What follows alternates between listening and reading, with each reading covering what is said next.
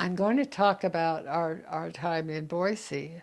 After Richard graduated, he went to work for Uarco Business Forms, and they started him out in Salt Lake City. And then he was only with them 3 months. Then when they told him to go to Boise, and they gave him all kinds of hopes that we'd be able to have a really good income. He was going to take over the territory of one salesman, and it would have been a really good opportunity. So we said yes, we'd go.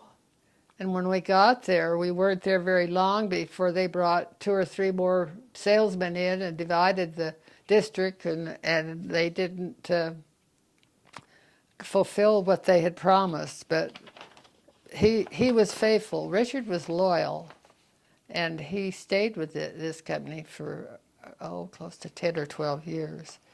But it was in Boise that so much happened to us in our marriage.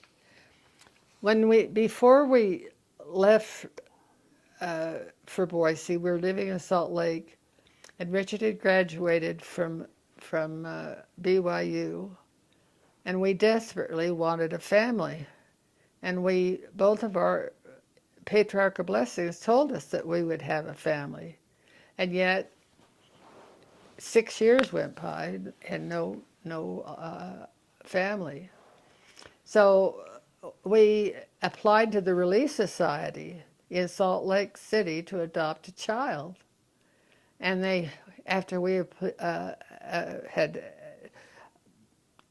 filled out all the application, they said, well, it'll be 5 to 10 years before you could even hope to have a child.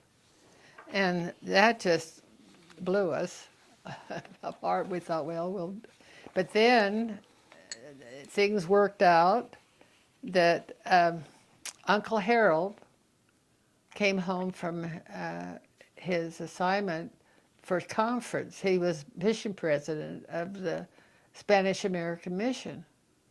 And so we went up to the Hotel Utah and arranged for him to give us both a blessing because of this. Because the doctors had told us that we would not be able to have children. And so that was disheartening. And but Uncle Harold gave us a blessing, and then we were transferred to Boise. So we decided that we'll apply with the state. It was called the Children's Home in Boise, and we applied, and they said, well, if you are accepted, you'll have a baby within a year. And we were just so excited about that. And so we put in our application, and I was again transferred to Boise with Metropolitan Life. From Provo to Salt Lake to Boise, and I didn't have to look for a job. I just was transferred, and there was a job waiting for me with this insurance company. And so we were told this about getting a baby, and we put our application in, I think, in November, and they told us that they wanted an interview in January. That was only, 2 months? And when we got there to find out whether they'd even accept us, they said, we have a baby for you. And Stephen, who we got and adopted, was born within 9 months after our blessing, and he's just been a joy to us all these years. And as a result, I think it was because of Stephen why somehow and the blessing besides, we were able to have the rest of our children. We had four children, and I did have one miscarriage. So that was exciting. So, but while we were in Boise, several things happened of interest. Richard was called to be bishop. And we had Mother Nixon come. We didn't tell her that he had been called, but it was time to go to conference where he would be set apart. And so she was sitting fiddling with her wallet, and the speaker said, and it has been determined that Richard Nixon will be the new bishop of the Boise 16th Ward. And she thought a minute, and she turned to Richard, and she said, "You?" It was quite a surprise to her. But Richard served faithfully as the bishop there. They were building a building, and it was during where everyone helped. And the roof was like this.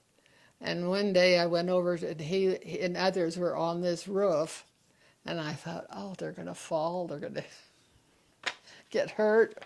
We can't have that. I started crying, but it turned out they didn't fall and they didn't get hurt. And Richard, with his leadership, he did a lot in helping get that building built.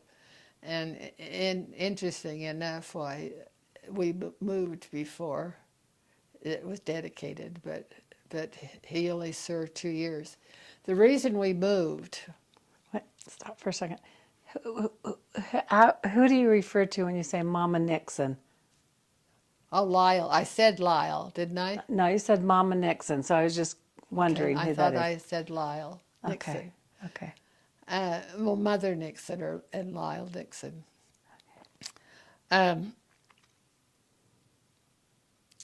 While we were there, Chris was only maybe 6 weeks old, and I got a call from the hospital. St. Alphonsus Hospital is where she was born.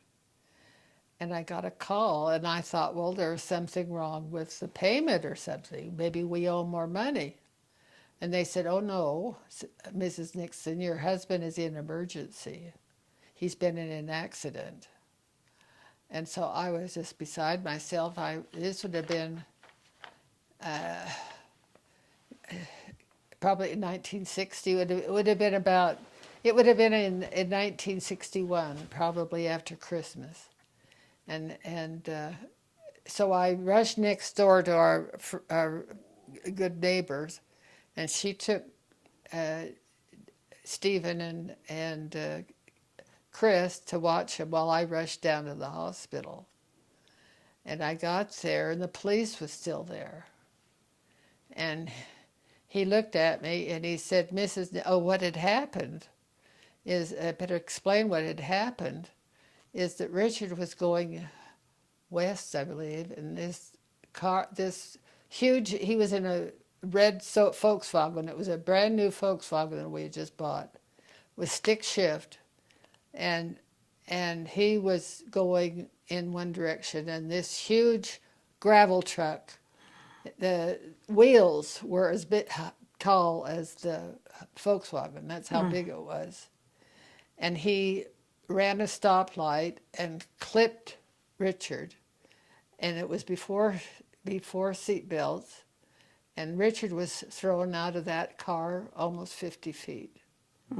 And they even tried to put a blanket over him, and he woke up from being unconscious.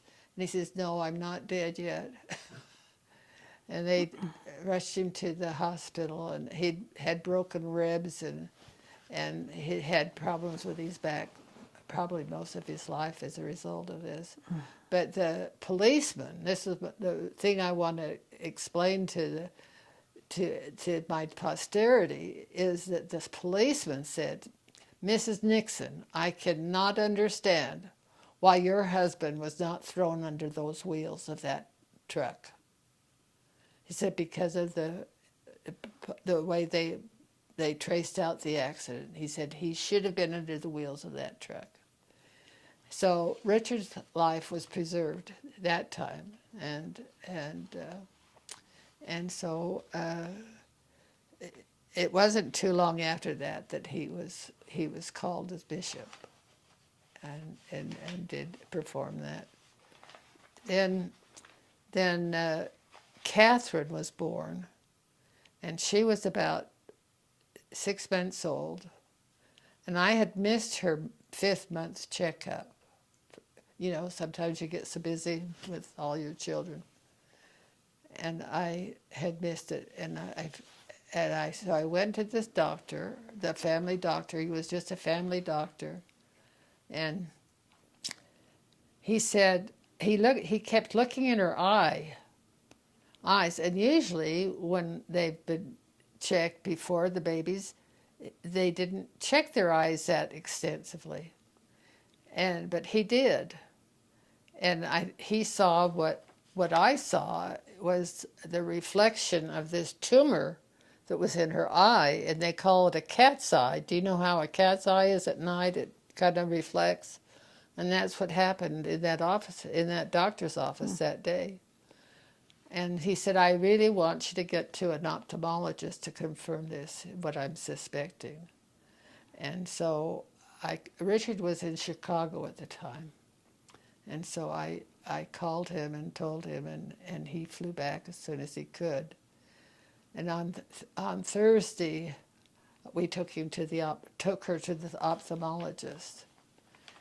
And he said, I'm quite sure she has a blastoma in her eye, but I want to put her out and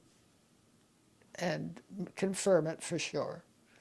So he did, and that was done the following Monday.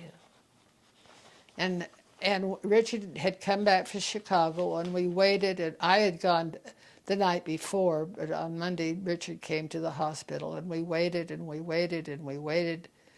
Finally, we found out that this doctor had called ophthalmologists from all over southern Idaho to come and observe this retinoblastoma because it was so unusual.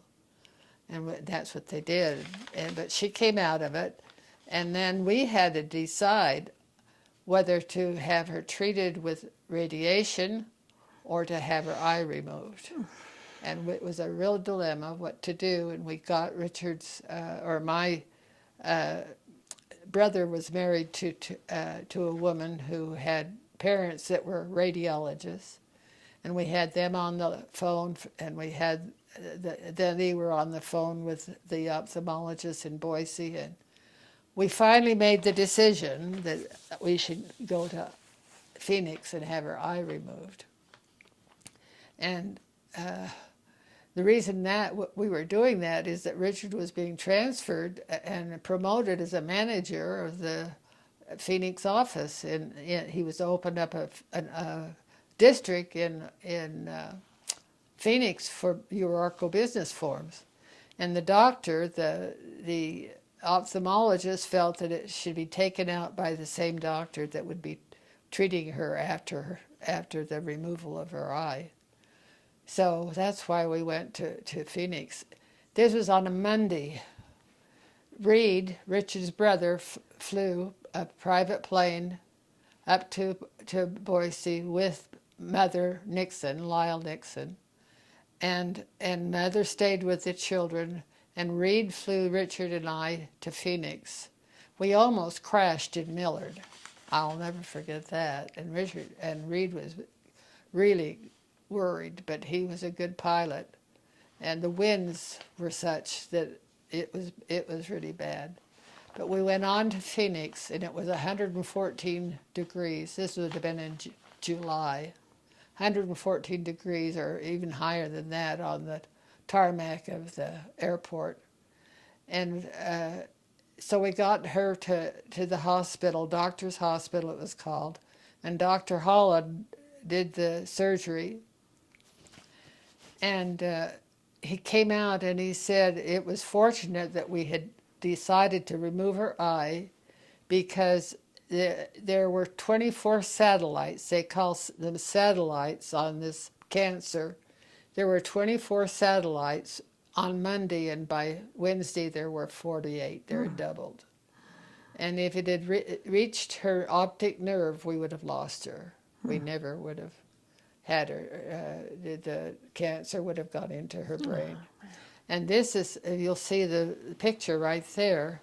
This is her picture. This is Catherine and her family. She has more of my posterity than any of my other children.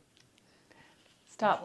Which picture? Is it That one right there the with bottom one? Uh-huh. Can he take it off the wall? Let's show it on the video. This is a picture of Catherine and her family. I'll say this before, when she was in her teens, we had to regularly have to have her checked by ophthalmologists for fear it would have gone into her other eye. And this one ophthalmologist in Seattle told me that he felt that we should make her sterile so she didn't have any children, because retinoblastoma is hereditary. And it turns out that Catherine, there wasn't any hereditary from our line or Richard's line. That it was she was the one that started this retinoblastoma. So they have to have all of their descendants checked when they're born, but none of them have had this disease. But I was just telling Nanette that Catherine, who was not supposed to have any children, who was supposed to have probably gone on to Heavenly Father before she was 6 months old, has this beautiful family. And she has more, might have more posterity, descendants from her line than I have than any of my other children at this point. I don't know what the future will bring, but it's a beautiful family. Her third son has just been given a partnership in an ophthalmic doctor's office in Henderson, Nevada. Did I mess up your camera? And so did you have a glass eye put in? and we had a glass eye. When the doctor, that day that she was operated on, he didn't have she has beautiful brown eyes. And I have one picture of her before this was done, and I should show it to you. But he didn't have a brown eye. And the one he had was oversized, and it was blue. And it just, when he opened and Richard saw it after he took the bandage off, Richard just about fell to the floor. He almost fainted. It was so horrible on us. But I've learned from this experience, and it was a great lesson. And the lesson that I learned, that though hard things come to us, Heavenly Father gives you the strength to go through it. And I felt that so much when I was having this experience with Catherine and her illness when she was 6 months old. Just remember that when hard things come to you, that if you rely on the Lord and go to the Lord, asking for help, He will give you the strength to get through your hard times. I know that without any question. That has happened to me all through my life.